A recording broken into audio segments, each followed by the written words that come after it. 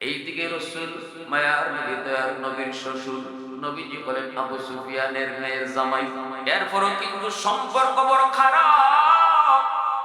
আবু সুফিয়ান নবীকে মেনে নিতে পারে না, সব সময় ক্ষতি করার চিন্তা, সব সময় ক্ষতি করার প্ল্যান। খুঁজে খুঁজে তারা পেয়ে গেল আবু সুফিয়ান। ওনাকে পেয়ে রোম সম্রাটের সামনে হাজির করা হয়। এইবার রোম সম্রাট ডাক দিয়া কয়, নাম কি তোমার? কয় আবু সুফিয়ান। বাড়ি কই তোমার? কয় মক্কায়। মুহাম্মদ রে তুমি চিনো নি? আবু সুফিয়ান কয় হ চিনব না মানে? মুহাম্মদ রে ভালো করে চিনি। কও তো মুহাম্মদ ভালো না খারাপ? মুহাম্মদ সত্যবাদী না মিথ্যাবাদী? কও একটু আমারে কও। মুহাম্মদ তো আমার কাছে কালেমার দাওয়াত দিয়া চিঠি দিয়েছে, এখন আমার একটু জানতে মন চায় মুহাম্মদ ভালো না খারাপ। আবু সুফিয়ান লিডার চিন্তায় পড়ে গেল, এখন কেমনে কি কই? আমি যদি কই মুহাম্মদ খারাপ, তাহলে কথাটা ডাহা মিশা কথা, ডাহা মিশা কথা। আগেকার যুগে কাফিররাও ডাহা মিশা কথা কইতে নিজের বিবেকে প্রশ্ন করত। আর আমরা এখন মিশা মাছ না মাতলে পেটের ভাতও জমায় না, ঠিক না? ঘুম থেকে উঠেও মিশা কথা, ঘুমাইবার আগেও মিশা কথা। অথচ মিথ্যা কথা বলার সকল গুনার মা। যে মানুষটা মিথ্যা কথা কইতে পারে এর সব গুনাহ করতে পারে। ভালো করে মনে করে, যে মিথ্যা কইতে পারে তার দ্বারা সব গুনাহ সহজ, আর যে মিথ্যা কইতে পারে না তার দ্বারা সব গুনাহ কঠিন। ঠিক কিনা ভাই? জোরে বলে। এজন্য আল্লাহ রাসূল কইছেন, মিশা কথা ছেড়ে দাও, দেখবা অটো সব গুনাহ থেকে তুমি বেঁচে গেছো। খালি মিথ্যা কথাটা ছেড়ে দাও, দেখবা তুমি গুনাহ থেকে বেঁচে গেছো। আমার ভাইরা বন্ধুর যুবক,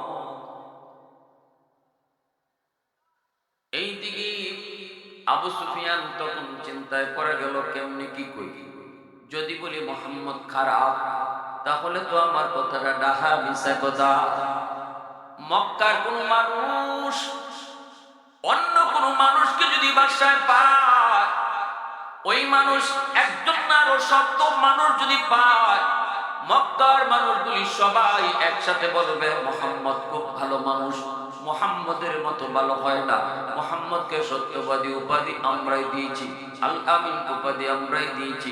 অতএব কেমনে বলি মুহাম্মদ খারাপ, কেমনে বলি মুহাম্মদ মিথ্যাবাদী? তাহলে এখন কি কই? যদি কই মুহাম্মদ ভালো মানুষ, মুহাম্মদ সত্যবাদী মানুষ, এটাও তো হয় না। তাহলে তো বড় ফেস লাগে, বেড়া লাগে। বাদশাহ কইব, যদি মুহাম্মদ এতই ভালো হয় আর সত্যবাদী হয়, তাহলে তুমি কেন তার ধর্ম মানো না? প্রশ্ন করবো কি করবো? ফারাবাসের সিবাসী নিন, ফারাবাস ভালো কইব না খারাপ কইব, চিন্তা করে গেল আবু সুফিয়ান। এইবার চিন্তা করে বের করলো, ফাঁকে দিয়ে একটা জবাব দিলাই, ভালো কইব না খারাপ কইব না। আবু সুফিয়ান লিডার, তো লিডারের মাথায় তো লিডারই বুদ্ধি থাকে। আবু সুফিয়ান কই, ভালো না খারাপ আমি কিছু বলবো না, তবে আমি আপনার একটা কথা বলি, মুহাম্মদ কি কয়, মুহাম্মদের কথাটা শোনার পর আপনি সিদ্ধান্ত নেবেন মুহাম্মদ ভালো কয় না খারাপ কয়, মুহাম্মদ সত্য কয় না মিথ্যা কয়, মুহাম্মদ ভালো মানুষ না খারাপ মানুষ, আপনি বলবেন, আমি কিছু বলবো না। কয় কোন কথা? কয় মুহাম্মদ কয় কোন এক রাতের অল্প সময়ের ভিতরে সে মক্কা থেকে মসজিদে আকসায় সফর করেছে, যেখানে নাকি ১৬ লক্ষ পয়গম্বর জমা ছিল, নবীদের ইমামতিও তিনি করছেন। এরপরে সপ্ত আকাশ পাড়ি দিয়ে আল্লাহ পাকের সাথেও তার কথা হয়েছে, সেখান থেকে নামাজ লয়ে তিনি আবার দুনিয়াতেও ফেরত আইছে। এত লম্বা সফর, অথচ সময় ব্যয় হয়েছে মাত্র অল্প সময়। যে বিছানা থেকে উঠে গেছেন সেই বিছানার গরম এখনো রয়ে গেছে, ওজুর পানি গড়ে গড়ে তার জায়গাতে যায় নাই। আল্লাহু আকবার। এতটুকু অল্প সময়ের ভিতরে এত লম্বা সফর, এটা কেমন করে সম্ভব? কেমন করে সম্ভব? এমন কথা যেই মানুষে কয় একটু আপনি কোন, সে হাসা কয় না মিশা কয়, সে ভালো না খারাপ, এখন আপনি কোন আমি কিছু কই না। কত বড় চালাক দেখছেন? হ্যাঁ, অল্প সময়ের ভিতরে এত লম্বা সফর, মানুষের বিবেকে ধরবে না বিধায় আল্লাহ পাক ঘটনা শুরু করার আগেই সুবহানাল্লাহ কইছে। সুবহানাল্লাহ। এত লম্বা সফর মানুষের যুক্তিতে ধরবে না, বুদ্ধিতে ধরবে না, মানুষের ব্যাপারে কোনো সিদ্ধান্তেই বসতে পারবে না। মানুষ তো তার যুক্তিতে চলে, মানুষ তো তার বুদ্ধিতে চলে, কিন্তু আল্লাহর হিকমত আর আল্লাহর কুদরত যেখানে শুরু হয় সেখানে মানুষের যুক্তি ফেল করে, মানুষের বুদ্ধি সেখানে ফেল করে, মানুষের বুদ্ধি যেখানে শেষ সেখানে আল্লাহ পাকের কুদরত শুরু। আওয়াজ দিয়ে বলে ঠিক কি না? মানুষের শক্তি যেখানে শেষ সেখানে আল্লাহ শুরু, মানুষের চিন্তা যেখানে শেষ সেখানে আল্লাহর শুরু। অতএব আল্লাহ পাক রব্বুল আলামিন কয়, ও দুনিয়ার মানুষেরা শুনো, এই মুহূর্তে আমি আল্লাহ আমার বন্ধুর একটা ঐতিহাসিক সফর তোমাদেরকে শোনাবো, যেই সফরটা তোমাদের যুক্তিতে ধরবে না, যেই সফরের কাহিনীটা তোমাদের বুদ্ধিতে আসবে না। এজন্য তোমরা এই ঘটনা শুনবার আগে আমি আল্লাহর সাথে সুবহানাল্লাহ কও। সুবহানাল্লাযী আসরা, আসরা থেকে মূলত ঘটনা আল্লাহ শুরু করছে।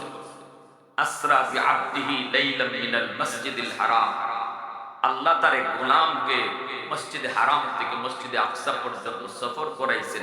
এই হলো ঘটনা শুরু। কিন্তু শুরু করার আগে আল্লাহ নিজে কয় সুবহানাল্লাহ। কেন কয়? এটা প্রথমে ইঙ্গিত দিয়ে দিছে আল্লাহ। এখন এমন একটা ঘটনা তোমাদেরকে আমি শোনাইতেছি, এমন এক সফর কাহিনী যেটা তোমার যুক্তি ফেল করবে, তোমার বুদ্ধি হ্যাং মারবে।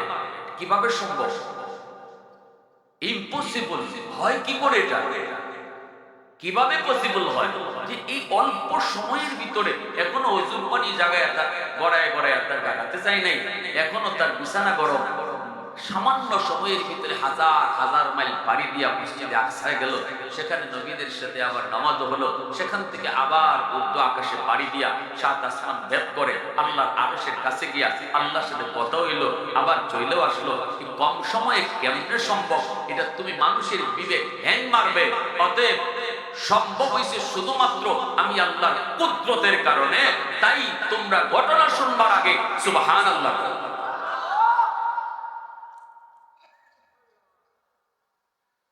যেই মাত্র এই কথাটা আবু সুফিয়ান রুম বাদশারে শোনাইলো, এইবার রুম বাদশাহ নিজেও তার ব্রেনে হ্যাং মারলো। রুম বাদশাহ এটাও তো কেমনে সম্ভব? আমারও তো বুদ্ধিতে আসে না, আমারও তো কোনো যুক্তিতে আসে না, এটা কেমনে সম্ভব, কেমনে সম্ভব? সমস্ত হাউসটা নীরব হয়ে গেল, নিস্তব্ধ হয়ে গেল।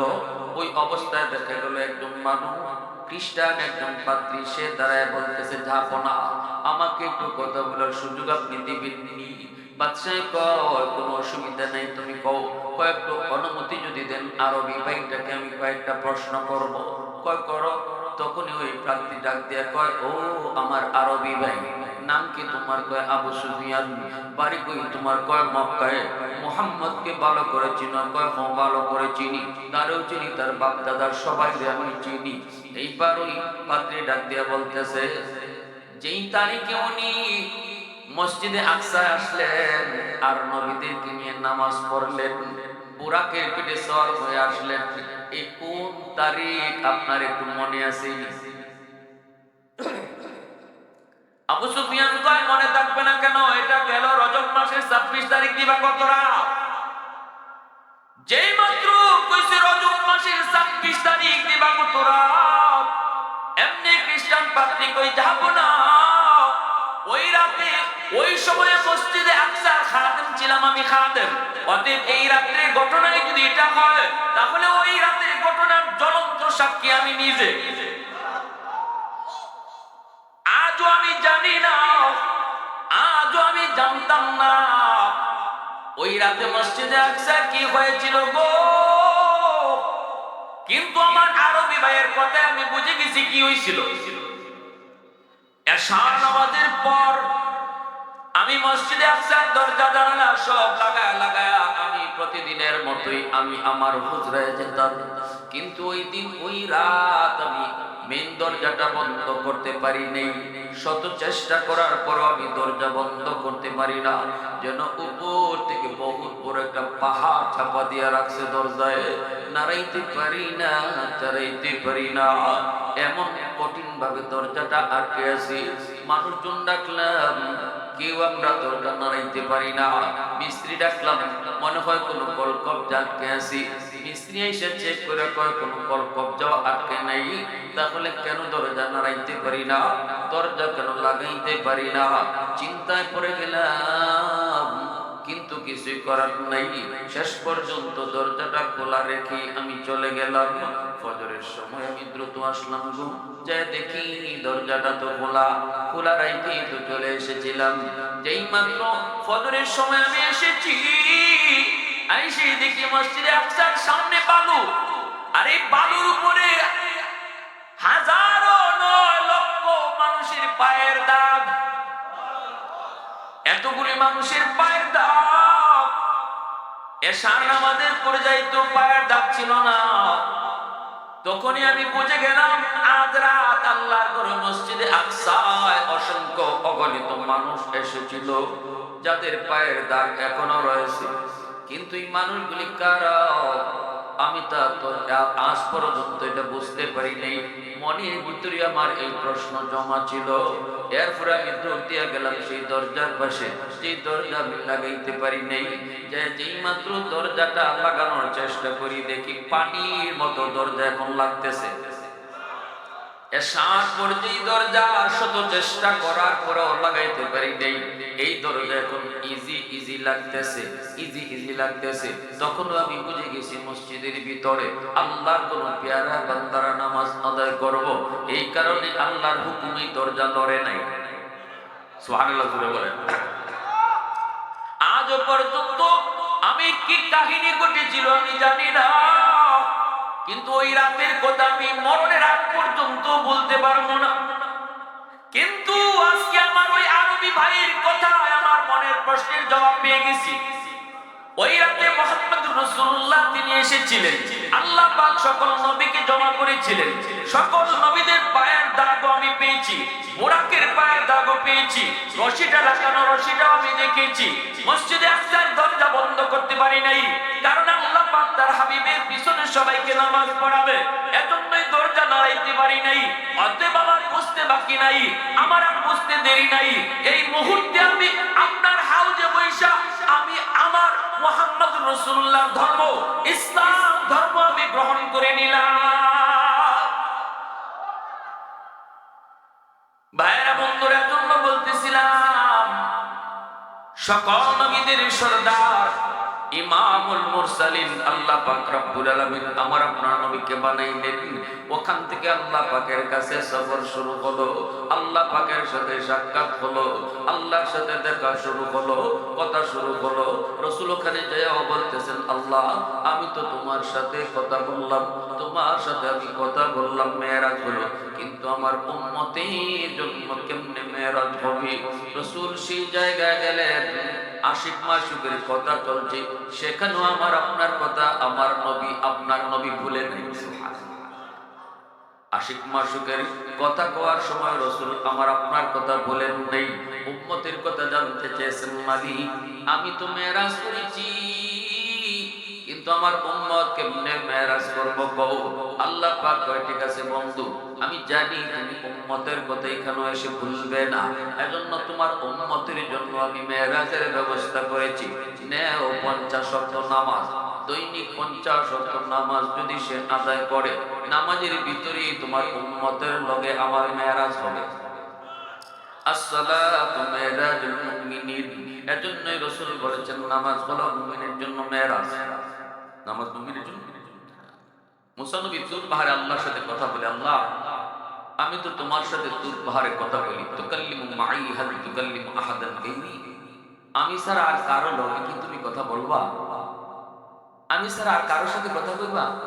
আল্লাহ পাক তখন কয়, মুসা তুমি তো আমার সাথে কথা বলো, মাঝখানে পর্দা আছে, কিন্তু অদূর ভবিষ্যতে একদল উম্মত জমিনে আসবে যাদের সাথে আমি আল্লাহ কথা বলবো, মাঝখানে কোনো পর্দা থাকবে না। লাইসা বাইনি ওয়া বাইনাকুম হিজাব। মুসা নবী কর মালিক এরা কোন উম্মত? আল্লাহ বলে এরা উম্মতে মুহাম্মদ, উম্মতে আহমদ, আমার বন্ধু মুহাম্মদুর রাসূলুল্লাহ উম্মত। মুসা নবী তখন জানতে চায়, মালিক আমি তো তোমার সাথে কথা বলতে চাইনি, তোর পাহাড়ে এসে কথা বলি, কিন্তু ওই উম্মত কোথায় গেলে তারা কথা বলবে? কোন পাহাড়ে যায় তারা কথা বলবে? একটু কও না। কোন পর্বতে যায় তারা কথা কইব? একটু কও। আল্লাহ পাক তখন কয়, মুসারি, আমার বন্ধুর উম্মত কোন পাহাড় পর্বতে আসা লাগবে না। যখনই ওরা আমার সাথে কথা বলতে চাইবি, তখন নামাজে দাঁড়াইলেই কথা শুরু হয়ে যাবে। ঘরে নামাজে দাঁড়ালে সেখান থেকে আমার সাথে কথা শুরু হবে। দোকানে নামাজে দাঁড়ালে দোকানে আমার সাথে তার কথা শুরু হয়ে যাবে। হাওরে দাঁড়াইছে নামাজে আমার নবীর উম্মত, আমার বন্ধুর উম্মত হাওরে দাঁড়াইলে ওখানে আমার সাথে তার কথা শুরু হয়ে যাবে। ও মালিক, তাহলে তুমি কেমনে কথা বলো? একটু কও না। আল্লাহ পাক তখন কয়, মুসা শোনো, যখনই আমার বন্ধুর উম্মত কোরআন তেলাওয়াত করব, তখন আমি তার সাথে কথা কই। নামাজি নামাজে দাঁড়ায় আল্লাহর সাথে কথা কয়, আর কোরআন তেলাওয়াতকারীর সাথে আল্লাহ নিজে কথা কয়। এজন্যই রাসূল বলেন, মুসাল্লি ইউনাজি রাব্বা, নামাজি নামাজে দাঁড়ায় আল্লাহর সাথে কথা কয়, আর কোরআন তেলাওয়াতকারীর সাথে আল্লাহ নিজে কথা কয়। তাহলে কোরআন তেলাওয়াতের দরকার আছে না নাই? কোরআন তেলাওয়াতের দরকার আছে না নাই? রমজান আসতেছে, তেলাওয়াত বেশি বেশি করে করব। রমজান আসতেছে, তেলাওয়াত বেশি বেশি করে করব। রমজান আসতেছে, খতমে তারাবি নিজেরাও করব। কারণ হলো কোরআন তেলাওয়াত যে করে, যে শুনে, তার সাথে আল্লাহ কয় আমি নিজে কথা কই। সুবহানাল্লাহ, একটু আওয়াজ দিয়ে আরেকটু জোরে কও না সুবহানাল্লাহ। প্রশংসা করব কার? আরো জোরে কও না কার? ওয়াহদাত কি হিফাজত নেহি বেকুওয়াত বাজু, ওয়াহদাত কি হিফাজত নেহি বেকুওয়াত বাজু, आती नहीं कुछ कमी हाकल खुदा दा, आती नहीं कुछ कमी हाकल खुदा दा, ऐ मर्द खुदा तुझको कुव्वत नहीं हासिल, जा बैठ किसी गार में अल्लाह को करिया, जा बैठ किसी गार में अल्लाह को करिया। মুসলমানের আওয়াজে কোন আল্লাহু আকবার। এইবার আল্লাহ কন্যা 50 শব্দ দিলাম। আমার আপনার নবী 50 শব্দ হয়ে বড় খুশি চলে আসতেছে, কিন্তু আল্লাহ পাকের মন চায় না। আল্লাহ পাকের মন চায় দোস্তরে আরো কিছু দেখবো, আরো কিছু কথা কইব। দোস্ত তো জায়গা। এবার আল্লাহ মুসা নবীর অ্যাডভান্স মেসেজ দেখো, মুসা আমার দোস্ত তোমার দাঁড়ে দিয়ে যাইব, তুমি দোস্তরে বুঝাই শুনে আরেকটু ফিরত পাঠিয়ে দিবে, আমি আরেকটু দেখতাম, কথা কইতাম। সুবহানাল্লাহ জোরে বল।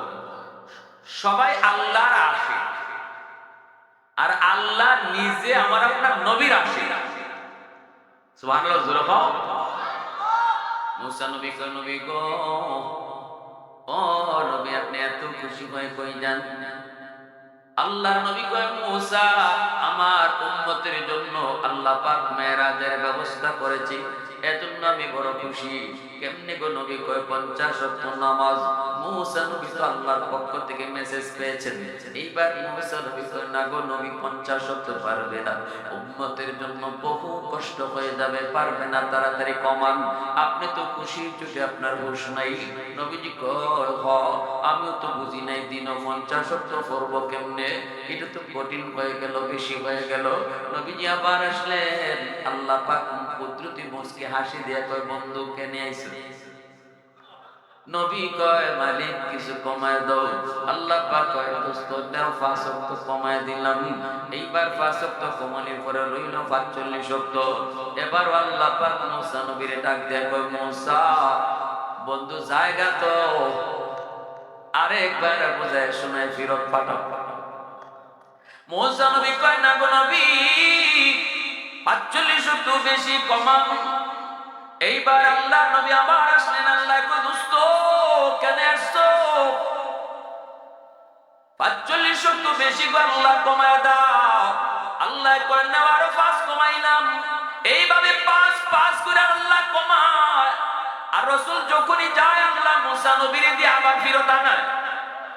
সুবহানাল্লাহ জোরে বলেন। এইভাবে 9 বার রাসূলকে নিলেন, আনলেন। 9 বারে 5 9 45 আল্লাহ কমাইলেন, রইছে কয়েকত? জোরে কয়েকত? এই 5 ওয়াক্ত লয়ে যখন রাসূল চলে যান তখন আল্লাহ কয় মুসা বন্ধু জায়গা তো আবারও পারলে বুঝায়া ফেরত পাঠায় দিও। মুসা নবী কই নবী গো 5 ওয়াক্ত বেশি, আর একটু কমায়া দেন, আমার উম্মত কিন্তু 2 ওয়াক্ত পারে নাই নবী। এইবার রাসূল বলেন ভাই মুসা আমি আর যাইতাম না, আমার বড় শরম করে বড় লজ্জা লাগে, যতবার গিয়েছি ততবারই আল্লাহ পাক 5 করে কমাইছে, এখন রইছে মাত্র 5। এই 5 যদি আল্লাহ আগের মতোই 5 করে কমায় তাহলে তো আমার উম্মতের থাকেই না, আমি আর যাবো না। এইবার মুসা নবী মুস্কি হাসি দেয়া করেন নবী গো আপনি যান, আমি পাঠাইতেছি না, উপর থেকে মেসেজ আইছে। আল্লাহ খালি হাতে ফেরত দিত না, জান না একটু সাহস করে। তবে এখন যে আপনি যাবেন গেলে পরে যদি আল্লাহ জিজ্ঞেস করে বন্ধু কেন আইছো, বুদ্ধি শিখায় দেই, আপনি কইবেন মালিক 9 বার আইছি, 9 বার কইছি আমি কেন আইছি, এখন আমি কইতাম না, তুমি কও কেন আইছি, তুমি কও কেন আইছি। এই কথাটা কোয়া মাত্রই নবীজি চললেন, চলছেন তো চলছেন। এবার আল্লাহ পাক ডাক দেয় দোস্ত তুমি কেন আইছো? রাসূল কয় আল্লাহ এখন আমি কইব না, তুমি কও কেন আইছি, কারণ তুমি তো অন্তর্যামী খোদা, অন্তরের খবর তুমি জানো। এইবার আল্লাহ কুদরতি মুস্কি হাসি দিয়ে কয় বন্ধু 5 ওয়াক্ত উম্মতের লাগি বেশি কষ্ট হইতো না বন্ধু, আর কমানি লাগতো না, তবে আশ্চর্য কর সুসংবাদ শোনো, উম্মত পড়ব তোমার 5 ওয়াক্ত সওয়াব দিব 50 ওয়াক্ত। জোরে কও না সুবহানাল্লাহ। আর মনে রাখো আমি তোমার উম্মতরে ডাইকা ডাইকা নামাজ পড়ায় নিব। আল্লাহু আকবার। জোরে কও মসজিদের মিনার থেকে আর কোন উম্মতকে এইভাবে ডাকা হইতো না। উম্মতে মুহাম্মদীকে মসজিদের মিনার থেকে ডাকা হয়, উম্মতে মুহাম্মদীকে মসজিদের মিনার থেকে আযানের ব্যবস্থা করা হয়। আল্লাহ কই আযান মুয়াজ্জিন দেয় না, আযান তো আমি আল্লাহ দেই, মুয়াজ্জিন তো একটা মাউত মাত্র। আল্লাহু আকবার আল্লাহু আকবার মুয়াজ্জিন কয় না, আযান তো আমি দেই, আমি কই আমি আল্লাহ মহান, আমি কই আমি আল্লাহ মহান। ও বান্দা তোর দোকান ছোট, আমি আল্লাহ বড়, তোর বন্ধু ছোট, আমি আল্লাহ বড়, তোর ঘর ছোট, আমি আল্লাহ বড়, তোর ঘুম ছোট, আমি আল্লাহ বড়।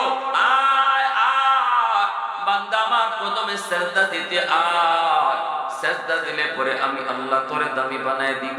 আল্লাহর কদমে সিজদা দিয়ে কেউ কোনোদিন ছোট হয় না, বরং বড়ই হয়। শহীদ উসমান হাদি ঢাকা ইউনিভার্সিটিতে পড়াও সে 5 ওয়াক্ত নামাজ আল্লাহর কদমে সিজদা দিত, আল্লাহকে ভুলতো না, আল্লাহর প্রেম অন্তরে নিয়ে চলতো।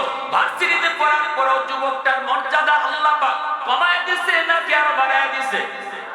বাংলাদেশের মানুষের কলিজায় ঢুকায় দিয়েছে রে যুবক। কলেজে পড়ে অসুবিধা নাই, ভার্সিটিতে পড়ো তুমি অসুবিধা নাই, ডাক্তার হও তুমি অসুবিধা নাই, পাইলট হও তুমি অসুবিধা নাই। আমাদের দেশের জন্য ডাক্তার প্রয়োজন, সব যদি হাফেজ সাহেব হয়ে যায় ডাক্তার হবে কে? ভার্সিটিতে তুমি পড়ো, কলেজে পড়ো তুমি পড়ো, যেখানে আসো সেখানেই থাকো, কিন্তু তোমার কাছে আমার একটাই আবদার, একটাই হলো তোমার কাছে আমার কথা, মূল পরিচয় তুমি ভুলে যেও না। ডাক্তার তোমার মূল পরিচয় নয়, কলেজে পড়াও তোমার মূল পরিচয় নয়, মূল পরিচয় হলো তুমি মুসলমানের সন্তান। অতএব যেখানে থাকো সেখানে তুমি তোমার মুসলমানি লইয়া থাকো। আযানের সময় নামাজ ভুলো না, হালাল হারাম কখনো ভুলে যেও না। নেতার কাছে জান বিক্রি করে দিও না, নেতার কাছে জীবন বিক্রি করে দিও না। তোমার এই জান আর মাল আল্লাহ কিনে নিছে, যিনি মালিক তিনি যখন চায় তাকে বুঝায়া দাও। উসমান হাদি আল্লাহরে বুঝায়া তার জিনিস দিয়া দিছে। আওয়াজ দেয়া কও ঠিক কিনা? আরো জোরে কও ঠিক কিনা? বাংলাদেশের যুব সমাজ তোমার সামনে 2টা পথ, একটা হলো শহীদ উসমান হাদির পথ, আরেকটা পথ হলো কুনি ফয়সালের পথ। তুমি শহীদ উসমান হাদির পথ ধরবা নাকি কুনি ফয়সালের পথ ধরবা, সিদ্ধান্ত তোমার। যদি তুমি কুনি ফয়সালের পথ ধরো নিজে কলঙ্কিত হবা, বাপ্পারও কলঙ্কিত করবা। শহীদ উসমান হাদির পথ ধরো, নিজে অলঙ্কিত হবা, বাপ্পারও অলঙ্কিত করবা। চলে যাবে তুমি একদিন, কিন্তু সারা দুনিয়া তোমার জন্য কাঁদবে। এমন জীবন করো হে গঠন, মরিলে হাসিবে তুমি কাঁদিবে ভুবন।